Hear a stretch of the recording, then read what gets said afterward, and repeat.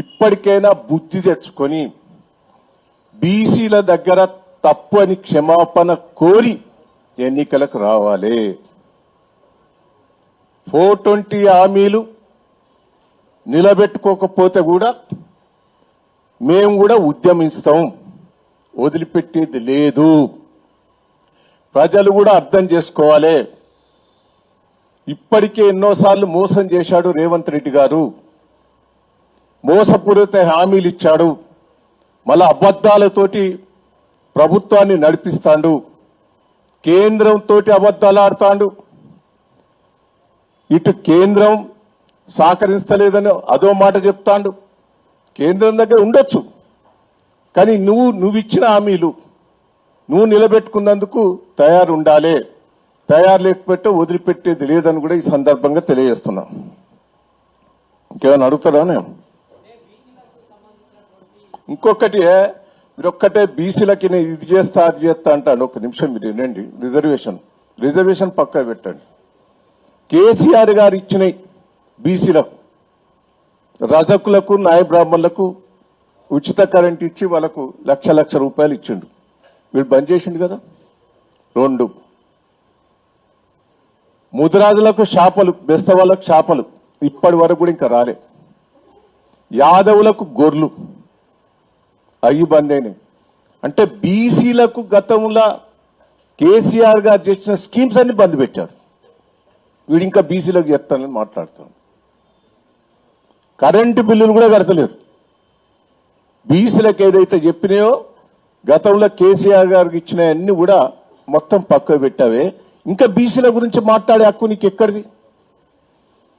దళిత బంధు ఆయన 10 లక్షలు ఇచ్చిండి, 12 లక్షలు ఇస్తా అన్నాడు. అది బంద్ పెట్టావు. నువ్వు బీసీలను, ఎస్సీలను మోసం చేశావా లేదా?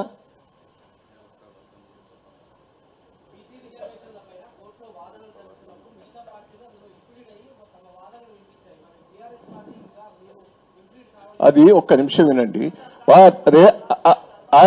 రేవంత్ రెడ్డి అది బోకర్ అనేది తెలుస్తూనే ఉండే.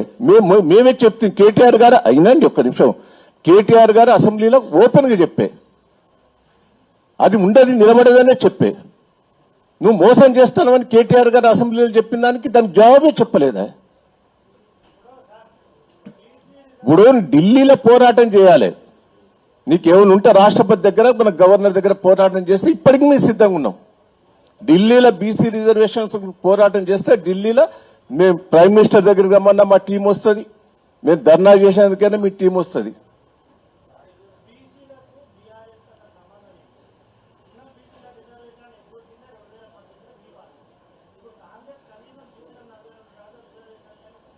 మేం కాదండి, మేము కూడా ఒక్క నిమిషం విని, మేము స్థానిక ఎన్నికల్లో బీసీ రిజర్వేషన్ ఇస్తామని మేము పోలే. మేము స్థానిక బీసీ రిజర్వేషన్ కోసం తీర్మానం చేసి కేంద్రం పంపించినాం. కేంద్రం ఇయ్యలే. మా అసెంబ్లీలో కూడా మేము తీర్మానం చేసినాం.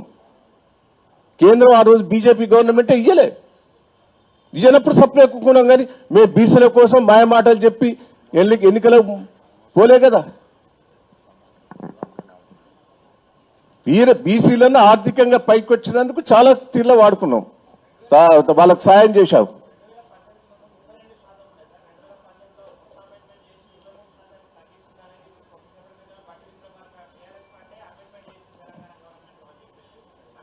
తప్పది, అది ఆయన రాంగ్ స్టేట్మెంట్. అది